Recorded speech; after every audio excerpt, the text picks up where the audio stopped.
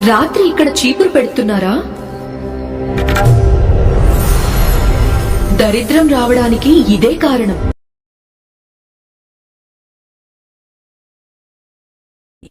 కాని ఆమె కళ్ళు మాత్రం ఇంకా మెరుస్తూనే ఉన్నాయి.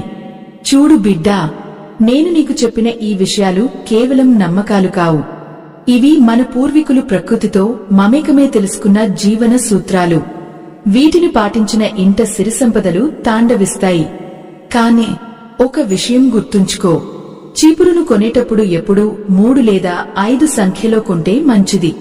1 లేదా 2 చీపుర్లు కొంటే అది అరిష్టమని ఆమె చివరిగా ఒక రహస్యాన్ని చెప్పింది. ఆ ఇల్లాలు ఆ మాటలు వింటూనే మళ్లీ ఆ ముసలమ్మ పాదాలను తాకాలని ప్రయత్నించింది. కాని ఆమె చేతులకు కేవలం గాలి మాత్రమే తగిలింది. ఆ వెలుగు పూర్తిగా ఆరిపోయింది. గది అంతా మళ్లీ గాఢాంధకారంలో మునిగిపోయింది. కాని ఈసారి ఆ చీకటి ఆమెకు భయం కలిగించడం లేదు. ఆమె మనసులో ఒక అద్భుతమైన ప్రశాంతత, ఒక ఆత్మవిశ్వాసం నిండిపోయాయి. ఆ నైరుతి మూల నుండి ఒక వింతైన సుగంధం వ్యాపిస్తోంది. అది మల్లెపుల వాసనలా ఉంది. లక్ష్మీదేవి తన ఇంట్లోకి ప్రవేశించినట్లు ఆమెకు స్పష్టంగా అనిపిస్తోంది. ప్రేక్షకులారా, ఆ రాత్రి ఆ ఇల్లాలి జీవితాన్ని మార్చివేసింది. మనం అల్పమైనది అనుకునే వస్తువులో కూడా పరమాత్మ ఉంటాడని ఆ ముసలమ్మ రూపంలో వచ్చి ఆమెకు బోధించింది.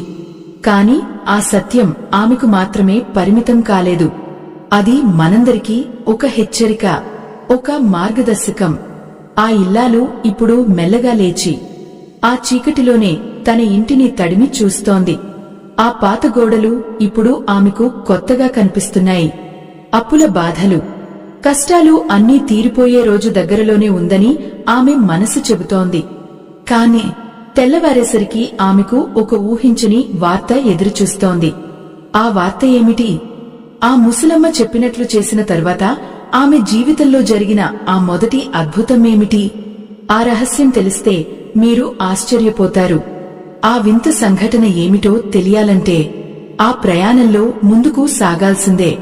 ఆ ఇల్లాలి కళ్లలో ఇప్పుడు ఒక కొత్త కాంతి కనిపిస్తోంది. అది ఆశయ లేక మరేదైనా సూచననా? ఆ నిశీధి రాత్రి ఆమెకు ప్రసాదించిన ఆ జ్ఞానం ఆమెను ఎక్కడికి నడిపిస్తుంది? తెల్లవారుజామున ఆకాశంలో మొదటి వెలుగు కిరణం మెరిసింది.